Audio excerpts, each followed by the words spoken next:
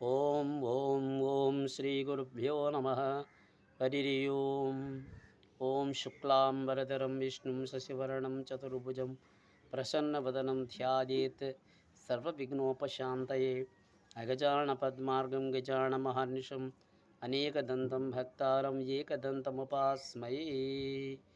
ఓం నారాయణం నమస్కృత్యం నరం చైవం నరోత్తమం దేవీ సరస్వతిం వ్యాసం తదో జయముదీరయతే. సభాభ్యాం సభాపతిభ్యశ్చ నమో నమః. ఈరోజు నుండి మన యూట్యూబ్ ఛానల్లో కార్తీక మాస మహత్యం గురించి తెలుసుకుంటాం. ఈ సంవత్సరం కార్తీక మాసం ప్రారంభమై ఒక వారం గడిచినది. మనం కొంతగా జాప్యం చేసేదము. అయినప్పటికీ ఈ కార్తీక మహత్యాన్ని ఈరోజు నుండి మొదటి ఎపిసోడ్గా ప్రారంభం చేసి, ఈ సిరీస్లో మనకి 30 కథలు ఉంటాయి. ప్రతిరోజు ఒక్కొక్క కథను స్మరిస్తూ శ్రీ తులసీదాత్రి సమేత లక్ష్మీనారాయణ కార్తీక దామోదరుడి యొక్క అనుగ్రహం పొందడానికి ప్రయత్నం చేస్తాం. ఈరోజు ముఖ్యంగా స్కంద పురాణం అంతర్గతంగా ఉన్న 15 కథలు తెలుసుకుంటాం. ఒకటి పట్ల మరొకటి దినదినం ఒక్కోటి తెలుసుకుంటాం. తదనంతరం పద్మపురాణంలో ఉన్న అంతర్గత కథలను కూడా తెలుసుకోబోతాం. ఇప్పుడు ప్రస్తుతానికి మొదటి అధ్యాయానికి స్వాగతం పలుకుతున్నాం. జనకులు మరియు వశిష్ఠుల సంవాదం గురించి తెలుసుకుందాం. ప్రారంభం.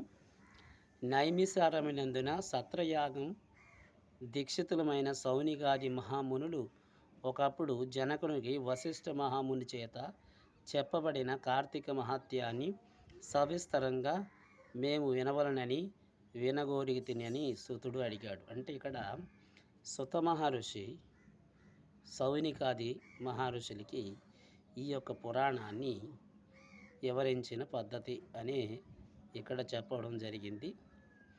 సుతుడు ఎట్లా చెప్పును: సౌనికాది సమస్తము ఈశ్వరులారా వినుము. ఈ కార్తీక మహత్యమును వశిష్ఠ మహాముని జనక మహారాజుకు చెప్పును. పూర్వం నారదునికి బ్రహ్మయు, పార్వతికి శివుడు, లక్ష్మీదేవికి విష్ణువు చెప్పిన వారని, దీని వలన సమస్త సంపత్తులు ప్రాప్తించునని, దీన్ని విన్నవారు జనన మరణ రూప సంసార బంధములను త్రుంచుకొని మోక్షమును పొందుదురు. అంటే ముఖ్యంగా ఈ యొక్క పురాణాన్ని మనం పరిశీలించినట్లయితే పూర్వం వశిష్ఠ మహాముని జనక మహారాజుకి వివరించారు. అలాగే ఈ విషయాన్ని పూర్వం నారద మహర్షికి బ్రహ్మ వివరించారు. అలాగే పార్వతీ మాతకు పరమశివుడు వివరించాడు. లక్ష్మీమాతకు ఆదినారాయణమూర్తి వివరించినట్లు ఈ పురాణ వైశిష్ట్యత చెప్పబడుతుంది. ఇటువంటిది సంసార బంధం నుండి విముక్తి పొందే మార్గమని చెప్పడం జరిగింది. ఒకప్పుడు దైవవశం చేత సిద్ధాశ్రమునకు బ్రోవుచు వశిష్ఠ మహాముని జనక మహారాజు గృహమునందున చేరును. అంత జనక మహారాజుకు వచ్చిన వశిష్ఠుని చూసి సింహమునకు నుండి త్వరగా దిగి, అంటే సింహాసనం నుండి త్వరగా దిగి సాష్టాంగ దండ ప్రణామాలు చేసి సంతోషించి పులకింతులై అర్ఘ్యపాద్యాల చేత పూజించి మునిపాదోదకమును తన శిరస్సును చల్లికొనును. బంగారపు ఆసనం ఇచ్చి వికసించిన తామర పువ్వు లాంటి కనులు గల వాడై సమస్త సుగుణ సంపన్నుడగు ముని భక్తిభావంతో ఇట్లా విన్నవించారు. అంటే దీని యొక్క అంతరార్థం ఏమనగా, పెద్దలు గురువులు వచ్చినప్పుడు సాధారణ మర్యాదలు ఎలా చేయవలసిందో ఆ విధంగా గురు సాంప్రదాయ పరంగా వారికి సత్కార్యాలు చేసి వారికి ఉచిత ఆసనమును ప్రసాదించాడని ఇక్కడ వివరించడం జరిగింది. బ్రాహ్మణోత్తమ, నీ దర్శనం వలన ధన్యుణ్ణైతిని. నేను చేయదగిన పుణ్యము ఇంకేమి లేదు. ఇప్పుడు మా పితరులందరూ తృప్తి నొందినారు. మహాత్ములు ఈ యొక్క దర్శనము సంసార దుర్లభమని కనుకనే ఇప్పుడు మీరొక నాకు శుభములు కారణమైనరు. సుతుడు ఇట్లా చెప్పును. తర్వాత వశిష్ఠ మహర్షి వికసించిన ముఖం గలవాడై, దయతో కూడినవాడై, సంతోషించి చిరునవ్వుతో ఇట్లా పలికెను. రాజోత్తమ, నీకు క్షేమమగుగాక. నేను మా ఆశ్రమునకు పోయిచున్నాను. రేపు మా ఇంటి వద్ద యజ్ఞం జరుగును. దానికి ద్రవ్యమును ఇయ్యగోరుదును. అరా ఇట్లా పలుకును.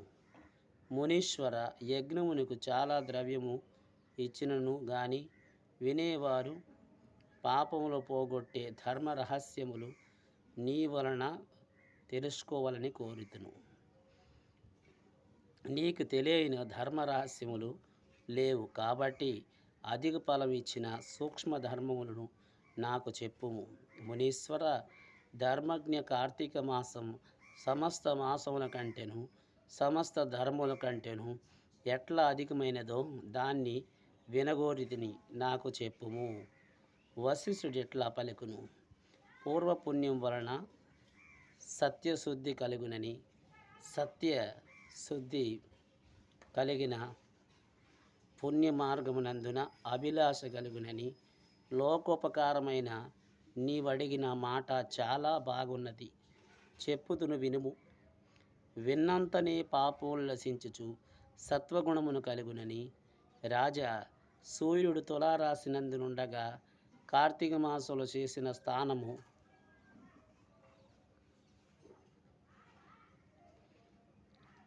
దానము, అర్చనం మొదలైనవి మంచి మనసుతో ఏవి చేసినను అన్ని అక్షయము అని మునేశ్వరుడు చెప్పారు. కార్తీక వ్రతమును తులా సంక్రమణం అంటే సూర్యుడు తులారాశిలో ప్రవేశించుట మొదలుకొని కానీ, కార్తీక శుక్ల ప్రతిపాద్ మొదలుకొని కానీ ఆరంభించిన నెల రోజులు చేయవలనని. ఆరంభమునందున ఓ దామోదర, నేను కార్తీక వ్రతమును ఆరంభించుచున్నాను, దాన్ని నిర్విఘ్నంగా పూర్తి చేయము అని సంకల్పం చేసి కార్తీక స్నానము ఆరంభింపవలను. కార్తీక మాసమునందున సూర్యోదయ సమయమున కావేరి నది అందున స్థానమనుసరించిన వారికి మహాఫలం కలిగినని. సూర్యుడు తులారాశిని ప్రవేశించిన అతడే 3 లోకాలకు పవిత్రం చేయనని. గంగా ద్రవ్య రూపాన్ని ధరించి సమస్త నదిజలాలు నందులో ప్రవేశించును. తులారాశి అందున కార్తీక మాసం చెరువునందున, దిగుడు బావులందున, నూతులందున, చిన్న కాలువలందున హరి నివాసించుచుండును. రాజా, కార్తీక మాసం నందున వ్రతమును అన్ని వర్ణాల వారు చేయవచ్చును. బ్రాహ్మణుడు కార్తీక మాసం నందున గంగకు పోయి నమస్కరించిన హరిని ధ్యానించి కాలు చేతులు కడుక్కొని ఆచమానము చేసి శుద్ధుడై మంత్రములు చేత భైరవజ్ఞను పొంది మొలతాడు జలమునందున స్నానం చేయవలను. తర్వాత దేవర్షి పితృతర్పణలను అనుసరించి హరిభక్తితో హగుఘర్షణ మంత్రములతో బొటనవేలు కొనతో ఉదకమును అంటే నీరును అలోడనం చేసి తీరమునకు వచ్చి అచట సూక్ష్మ అంటే యక్ష తర్పణం చేసి ధరించిన వస్త్రమును పిడిచి కట్టుకొని ఉదకమును వదిలి, ఉదకం అంటే ఇక్కడ జలమని అర్థము, జలం అంటే నీరు అని అర్థము, వదిలి ఆచమానమును చేసి శిరస్సును వదిలి మిగిలిన శరీరం అంతా కూడా తడి వస్త్రాలతో తుడుచుకొని నారాయణ ధ్యానమును అనుసరించి దైత్య వస్త్రమును ధరించవలను. తర్వాత ఆ బ్రాహ్మణుడు గోపీచందనంతో ఊర్ధపుండరములు ధరించి సంధ్యావందనము చేసి గాయత్రి జపం చేయవలనని. స్త్రీలు గౌరీ జపం చేయవలనని. తర్వాత ఉపాసన అనుసరించి బ్రహ్మయజ్ఞం చేసి తన తోటలో నుండి పుష్పములు తెచ్చి శంఖచక్రములు ధరించి హరిని భక్తితో సాలగ్రామనందిన షోడపాచారి పూజములు పూజించవలను. కార్తీక పురాణం పఠించి లేక విని ఇంటికి వెళ్ళి భక్తితో దేవతర్చన చేసి వేశ్య దేహమును నిరంగుచు భోజ్యమును చేసి ఆచమానమును గాని తర్వాత పురాణ కాలక్షేపం చేయవలనని, సాయంకాలం కాగానే ఇతర వ్యాపారులన్నింటినీ ఆపివేసి విష్ణు ఆలయమునందు కానీ శివాలయములందు కానీ తన శక్తి కొలది దీపములు పెట్టి భక్ష్య భోజ్యాదులతో స్వామిని పూజించి వాక్శుద్ధితో విష్ణు స్తోత్రములు గాని శివస్తోత్రములు గాని పఠించి నమస్కరింపవలనని, ఎవడు కార్తీక వ్రతం భక్తితో చేయుచున్నాడో వాడు పునరావృత్తి వర్ణితమైన వైకుంఠమును పొందుచున్నాడు. పూర్వ జన్మార్థములకు ఈ జన్మార్థములను ఆయన సమస్త పాపములు కార్తీక వ్రతమును అనుసరించిన ఎడల నశించును. బ్రాహ్మణుడు కానీ క్షేత్రుడు కానీ వైశ్యుడు కానీ శూద్రుడు కానీ ఋషీశ్వరుడు కానీ స్త్రీ కానీ భక్తి శ్రద్ధలతో కార్తీక వ్రతమును చేసిన ఎడల వానికి పునరావృత్తి లేని వైకుంఠం ప్రాప్తి పొందునని, ఎవడ కార్తీక వ్రతమును అనుసరించి వారిని చూసి సంతోషించును వాని యొక్క పగటి కాలమును అనుసరించిన పాతకునని నశించినని ఇందుకు సందేహం లేదు. ఇది మనకు మొదటి అధ్యాయంలో వివరణ ఉంది. తదుపరి కార్యక్రమంలో రేపటి సోమవార వ్రతం గురించి మహత్యం గురించి తెలుసుకుందాం. ముఖ్యంగా ఇది కార్తీక మాసంలో పురాణాన్ని సంధ్యా సమయంలో ఆలకించినట్లయితే విశేష ఫలితాన్ని ఆ లక్ష్మీనారాయణ యొక్క అనుగ్రహం వల్ల మనం పొందవచ్చు.